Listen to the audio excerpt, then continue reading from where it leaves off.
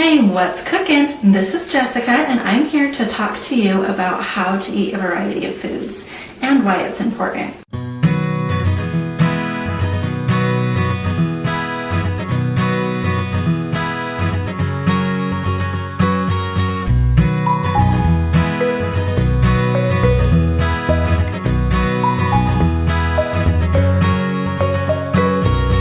Eating a variety of foods is important for your physical and mental health. And really, it's common sense. A lot of different foods have a lot of different minerals and nutrients and things that you're going to need to help take care of your body. Physically, eating a variety of food just makes sense to everybody. It's pretty much common knowledge. But one thing I've learned recently is that when I make sure I eat a variety of food, I have better mental health. Mental health is something that not a lot of people like talking about, but really it affects almost everybody I know. So why not give yourself and your body the things that it needs to help take care of yourself mentally? On that same note, there are studies that show that even red meat especially can help your mental health, which might be surprising to some of you because so many dietitians tell you to go towards pork or chicken instead of beef. But beef can actually be really good for you, and that's why variety is important. Variety kind of goes hand in hand with moderation. You know, you can eat your red meat, you can eat your chicken. You'll feel better when you eat more vegetables and grains, and even the amount of meat and protein or vegetables and grains, that's going to differ from person to person. And you're just going to have to learn how to listen to your body to know exactly what variety your body needs in order to stay healthy. A good rule of thumb when trying to eat a variety of food is just eat all colors of the rainbow. You can find so many different colors in fruits and vegetables, but for me that also includes grains. There's lots of different kinds of grains out there, and a lot of the times we like to just stick with bread, noodles, and rice. But there's so many different grains, and it's fun, for me at least, to dig into that and try new grains, see what I like, see what's not so great, and just try it out. If you go to the store and see something you haven't tried before, it's fun to grab it and bring it home, look up new ways to test it and cook it, and it can be a fun sort of experiment that you and your children have. And even if you don't like it, that's okay. So try different grains like quinoa or millet or brown basmati rice, and see what tastes good to you and what might taste better with like a creamy chicken dish, or a different kind of grain will taste better with a stir fry and Chinese food. Just give yourself a chance to try new things, and you'll find yourself enjoying your food and giving yourself a variety of minerals while you're at it. Give yourself the opportunity to learn to love new foods. Studies have actually shown it can take 10 to 20 times of trying a new food for you to know whether you actually like it or not. This is something I've actually experienced myself. I grew up in a house where we didn't drink coffee. It wasn't something that I had ever tried until I was maybe 24 years old. Not that long ago, actually. And I didn't like it. I thought it was bitter. I thought it was gross, and I thought, what's the point in drinking it if I'm not going to like it? Then my son started showing anxiety around food, and he showed how picky he was. And I heard this rule about trying something 10 to 20 times before you'll actually develop a taste for it. So I thought, why not give it a try? I'm going to try coffee about 10 or 20 times to see if I can actually develop a taste for it. So it actually ended up taking about 14 tries, if I'm doing my math right, before I actually started to develop a taste for it. And now I love it, and it's not something that I have to drink every day, but I do enjoy my coffee, especially if I wake up particularly tired. It helps me wake up, and I enjoy it. So it was kind of a fun experiment for me, and it helped open my eyes to my son, who was the picky eater, to how he experiences trying new food, and how it didn't taste good a lot of the times, and sometimes I didn't want to keep trying it because I'd already tried it 5 times and I knew I didn't like it, so what's the point? Really, it was just a fun thing for me to do, but it's not something that you need to push on yourself. If you want to try new things, if you want to push yourself, that's great. And if you want to stay in your comfort zone, that's great too.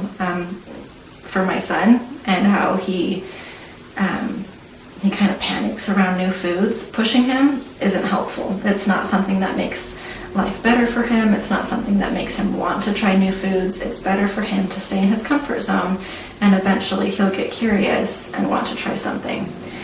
So really, you know yourself, you know what you want, and follow your own path. If you are wanting to eat a variety of foods, but you don't really know how because it's intimidating, because you've had a bad relationship for food for so long, I have a little method that you can try that might work for you. It's what worked for my son. So what you do is you write 3 separate lists. The first list will be all of the foods that you love. These are kind of your safe foods, the foods that you know you're going to enjoy no matter what. And it might even surprise you how long that list is. Focus on this list for now, and try cooking your foods a different way. Try making it look different and seeing if you like it the same way or not. Just experiment with it, and when you're ready, you can move on to your second list, which is foods that you've eaten before and liked, but might not have tried for a while. Try to integrate those into your other lists and see if there's new foods that you can enjoy, and things that'll help you switch things up a little bit and make food interesting again. And now if you're feeling really adventurous, you can move to a third list, which is a list of foods that you've tried before and didn't like at all. Usually this will come with like the bitter foods, like Brussels sprouts and cauliflower, food that doesn't taste good to some people. And you can try moving on to that food and see if you cook it a different way, maybe you will like it. Or if you mix it with this vegetable or this sauce, maybe it makes it taste different. Now that's totally up to you. That's something you can do at your own time, or not at all if you choose not to. As long as you're making sure you're eating all of the foods from your safe list, if you're eating all of those foods in a balanced period of time, then you'll be getting the variety of food that your body needs to stay balanced. It's easy to look at the people who are good at eating a variety of food and maybe feel a little bit bad about yourself because you just don't like food that way. And there's actually a genetic reason for this. There are some people who are just born being able to taste food that other people can't taste at all. There's an experiment that some teachers will do with their students where they dip a little piece of paper in a chemical, and it's a chemical that some people can taste and some people cannot taste. And she just gives it out to the whole class, and they can see some people who think it's absolutely disgusting and they're mad at the teacher for giving it to them. And some students will try it and they don't taste anything. They're like, it's just a piece of paper. And then even another set of students that might think it tastes a little bit bad, but it's not a big deal. These groups of people are actually categorized by prop tasters. If you have a really strong dislike for bitter foods, you're probably a prop super taster, which means you can taste this chemical more than others. If you kind of can eat bitter foods, if you can kind of stand it, but you don't love it, you're just a prop taster. And if you're totally fine eating Brussels sprouts and cauliflower and all of those bitter foods, if you like your coffee black, then you're just a prop non-taster, and you can pretty much eat whatever you want and you just don't taste it. So those are the lucky people, but for the other people who don't care for bitter foods, you can try cooking those Brussels sprouts a different way, like roasting them. Adding a little bit of lemon will help cut that bitterness, and then make sure you salt it, and you might find that you can balance that bitterness enough that you don't even taste it.